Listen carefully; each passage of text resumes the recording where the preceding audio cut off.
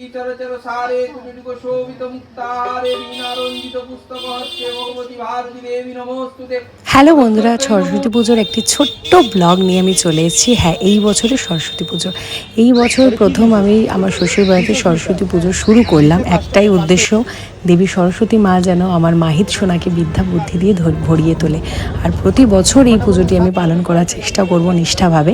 এই বছর পুরোপুরি একা হাতে বাজারহাট করেছি, হেল্প করেছিল আমার দিদির ছেলে, কারণ আমার হাজব্যান্ড আউট অফ স্টেশন গেছিলো শো করতে। ও সরস্বতী পুজোর দিন সকালবেলা ফিরে আমার হাতে হাতে অনেকটাই হেল্প করে। আমার পিস্তৌ তো ভাসুর পুজোটা করেছিল, আর সব কিছু একা হাতে করেছি। জানি না, হয়তো কিছু ত্রুটি রয়ে গেছে, কিন্তু যা করেছি মন থেকে করেছি।